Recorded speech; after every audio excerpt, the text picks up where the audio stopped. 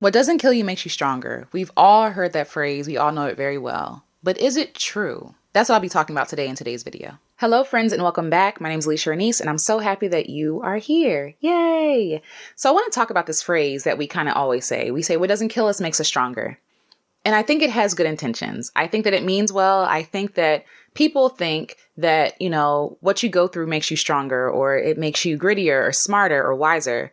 But that's not always the case. Sometimes what doesn't kill us injures us, traumatizes us, wears us down, makes us walk with a limp. I think about an illustration, if you go with me. If someone were to beat me within an inch of my life, right? Beat me up. It didn't kill me, but I'll also probably have injuries that I might sustain for the rest of my life. I might, walk through life with a limp now. I might not be able to be 100% myself. And I might not be as strong as I was before I got beat up. And while I think that that phrase means well, it's really bad. I feel like it's a really bad phrase to use because it kind of passively makes it okay for what happened to us to happen to us. Like we try to always turn a negative into a positive when sometimes the negative is just a negative. Sometimes what happened to us shouldn't have happened to us in the first place. It shouldn't have happened at all. And instead of trying to, find the silver lining, we should really address the problem. And so you'll have people being mistreated or, abused or underserved or insert whatever thing here that kind of injures people. And we say, well, it makes you stronger. What doesn't kill you makes you stronger. And that's not the case. Sometimes what doesn't kill you now kills you later. Sometimes what doesn't kill you physically kills you mentally, spiritually, emotionally, right? Like relationally. We sustain a lot of injuries from our past that we have not dealt with. And I want to give you permission to mourn those things that you suffered. For a long time, I felt like, especially with Christian culture, I felt like I had to always be positive. I had to always be, looking at the bright side or at the silver lining of something. But sometimes what happens to us is a trauma. Sometimes what happens to us sucks. It just sucks. There's no positive that comes from this. And it's really frustrating when you're in the moment going through it and people are telling you, just look at the bright side. What doesn't kill you makes you stronger. And I think when people say that they're well-wishing, right? They want you to feel good. They want you to feel positive. They want you to focus on the good instead of the bad. But then when we don't address the bad continues to happen. If someone is abused and the abuser is not dealt with, right? Then the abuser can continue to abuse other people. It's not about what kills you makes you stronger. It's like, no, that shouldn't have happened. And I'm so sorry that happened to you. And let's deal with the problem. Let's get to the root of the issue instead of dealing with people like they are the problem for experiencing the trauma or for being upset or for being broken or for being hurt, right? I want us to put more attention on actually dealing with the things that cause us harm and stop making us seem like we're the problem for feeling that pain. If it hurts, why does it hurt? Where did this come from? How can we remedy this situation? How can we hold people accountable for hurting us? How can we stop this from happening to other people? A lot of things that I endured in my life, I should not have. And that's the truth. It's not about, it's adding to my testimony. It's not about me seeing the silver lining or not being able to. It's not about me being stronger. Because the truth is, I feel like, I was strong before. Strength is not a problem. The problem is the complicit, like how we're complicit with abuse, how we're complicit and fine with people being mistreated because we have to turn it around and make it about making them stronger when really it just weakens them. The only way that this makes sense is like exercise, kind of, because we know that when you exercise, there are little micro tears that happen in your muscles. And so when you rest and heal, then like you build more muscle, right? That's how people gain muscle. I understand that. But I don't think that life always works that way. I don't think that sometimes, I do think that sometimes, most times, what tears us and rips us apart, people are so interested in not being focused on the negative that they force you to be positive, right? You're injured. Someone breaks your leg and they're telling you to walk and you can't walk. And then you feel like you're broken because you can't walk. But it's like, no, your leg is broken. You need to take time to heal. You need to take time to take care of yourself. You need to take time to nurse your wounds. And a lot of people don't take that time to nurse their wounds. And I feel like that's how we end up with people being bitter or hobbling through life because someone told them that what doesn't kill you makes you stronger. But what I've learned is that sometimes what doesn't kill us now kills us later on or kills us in ways that we cannot see. So no, I don't agree with this phrase that what doesn't kill you makes you stronger. I feel like it's a very oppressive term because it kind of binds the person and holds them accountable for something they didn't do to themselves. It holds them accountable for situations they didn't put themselves into, right? It holds them accountable for someone else who should be held accountable for the trauma that they caused them. I hope I'm making sense. But either way, what doesn't kill you makes you stronger. I don't agree with that. And I think it just feeds into this trope of Black women being strong. We know that we're strong, right? But we're tired of being strong. We shouldn't have to be strong. There are things that I went through as a child that people are like, you're so resilient, you're so strong. And a lot of compliments that people give Black women are based in trauma or their response to their trauma. And so when people tell me, oh, you're so resilient, you've been through so much, I'm so proud of you, you're so strong, I'm grateful for those things. But I also feel my child self shouldn't have to go through that. My child self should not have experienced those things. My adult self should not have experienced those things. You shouldn't have experienced those things. And we need to spend more energy and time going after people or the things or the situations or the systems that are oppressing people, abusing people, instead of putting it on the people who are hurt and broken to fix it, to see the bright side of something. I believe in justice. I believe in making wrong things right. I believe in doing the hard work and being confrontational and not turning a bad situation over and seeing, oh, what's the positive I can take from this? But remedying that situation, remedying that trauma. That's my thought on what doesn't kill you makes you stronger. Sometimes it doesn't. Sometimes it makes you weaker. It makes you more vulnerable. If I have a broken leg and I'm running from a bear, I'm in the woods, so that's where I'm going. But if I'm running from a bear, this broken leg is not going to help me escape. It is a weakness. It is in the way. And while we should deal with our traumas and we should seek counseling if we can, and we should seek healing, I also think it's important that we seek justice for the things done to us. Seek things being made right that was wronged. And one more thing I want to add to this conversation is, wouldn't it be great if instead of saying what doesn't kill you makes you stronger, which is kind of like a passive and kind of gaslighting kind of phrase, what if we said, I love how you honored your boundaries. I'm so proud of you for defending yourself. I'm so proud of you for standing up for what was right. I'm so proud of you for seeking justice for what was wronged, right? And if we put more emphasis on those kind of compliments, I feel like then we'll actually start getting it right. Instead of saying, oh, you're hurt. Well, girl, what doesn't kill you makes you stronger. That's not helping anything. It's not addressing the problem. Addressing the problem means setting boundaries, healing yourself, cutting people off, being confrontational, things that don't feel good, things that aren't gushy and, warm, things that are hard. And when we start to give people compliments in that way, I love how you honored your boundaries. Thank you for honoring your boundaries. Thank you for seeking justice. Then we start to remedy the situation. I think people are really used to Black women being mined for strength and for resources and for being used and abused. I think the world is used to Black women suffering. We are used to Black women suffering. What we're not used to is Black women standing up for themselves and saying, hey, I'm not taking this no more. No, it didn't make me stronger. I'm cutting out the toxicity in my life. I'm setting the boundaries. I'm removing myself from the situation. And we're so used to Black women being strong in spite of being abused and neglected.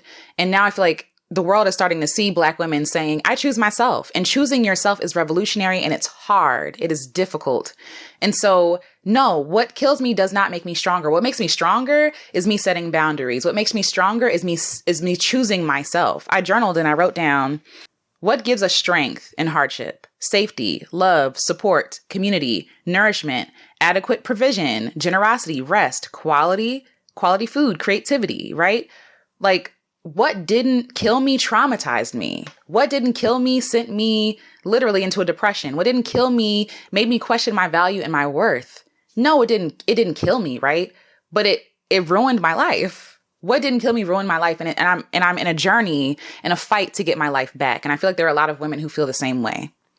And so, no, you don't have to say to yourself, what doesn't kill me makes me stronger. It's okay to mourn what hurt you. It's okay to mourn what didn't kill you. It's okay. It's okay to be sad. It's okay to be angry. It's okay to be upset. It's okay to be confrontational. It's okay to take time for yourself, to remove yourself from situations, to save yourself. Because if you keep putting yourself in harm's way, you will die. And maybe not physically, but emotionally, spiritually. And you deserve to live and to thrive. And the only way that you can do that is by choosing yourself, is by saving yourself, removing yourself from people who do not mean you well. And I'm saying this to you because I needed someone to say this to me. What doesn't kill you hurts you. It harms you. And it's about time that you chose yourself. And we don't need trauma to make us stronger. What we need is support. What we need is love, nourishment. That makes us stronger. It's much like parents who say, well, I went through it, so you have to go through it too. And we're passing this trauma down from generation to generation. And it's like we're just becoming weaker and weaker and weaker. Wouldn't it make more sense to get what you need to be strong? That's the only thing that makes sense to me. What doesn't kill you makes you stronger. I don't believe in it. What doesn't kill you now may kill you later. So I hope that you felt this. I hope that you resonated with this. If you did, let me know. Because I'm still working through this feeling, like these truths that we just kind of accept that no one really questions. I'm working through them because they are harmful. They're detrimental, especially to Black women, especially like, and even in the Christian culture, like this toxic positivity. I hate it. It ruins lives. And it makes people invisible if they don't fit into this box of positivity. And that's not real. So anyway, if you resonate with this, let me know. If you know someone who needs to hear this, please send it to them. And I will talk to you all in the next video. I love you. Keep loving yourselves. Keep doing the hard work. I believe in you. I see you. I celebrate you. And I'll talk to y'all soon. Bye. You say I'm strong. I am surviving. I get along. Wanna be thriving, wells overdrawn, so tired of striving, and I'm so tired of being strong. This weight is heavy, this weight was given to me.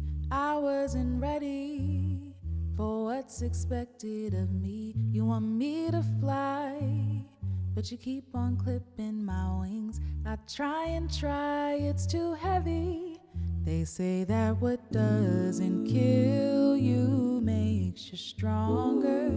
I would rather remain weaker longer. If it means I'd still have joy. They say that what doesn't kill you makes you stronger. I just think it makes you suffer longer. Why do I need pain when I have joy?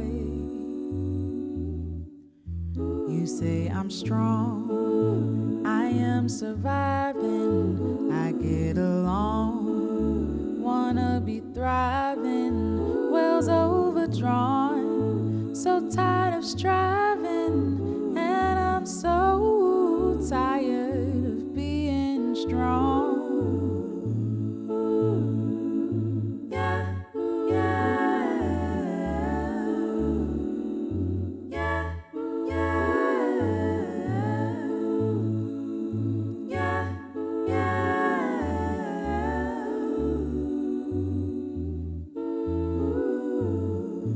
I shouldn't have to be strong.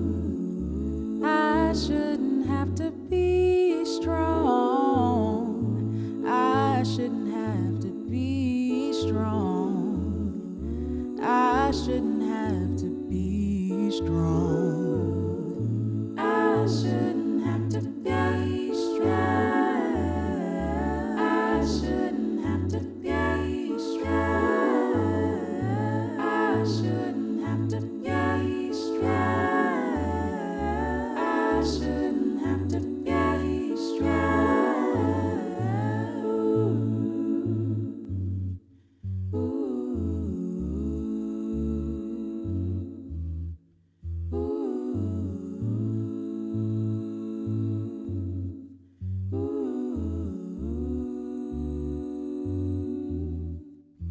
You say I'm strong, I am surviving, I get along, wanna be thriving, wells overdrawn, so tired of striving, and I'm so tired of being strong.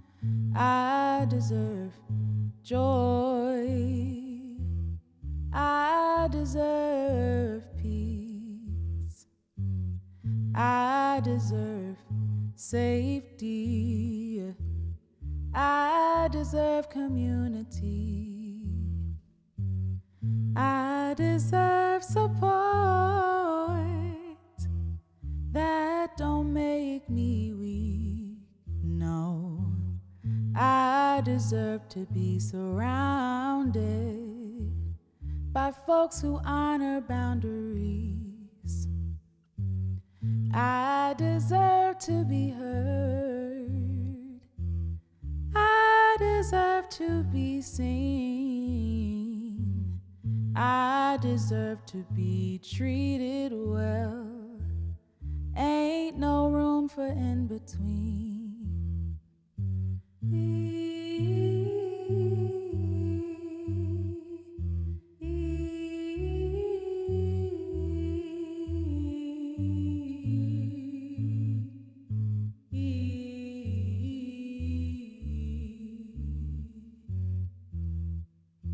You say I'm strong, I am surviving, I get along, wanna be thriving, wells overdrawn, so tired of striving, and I'm so tired of being strong.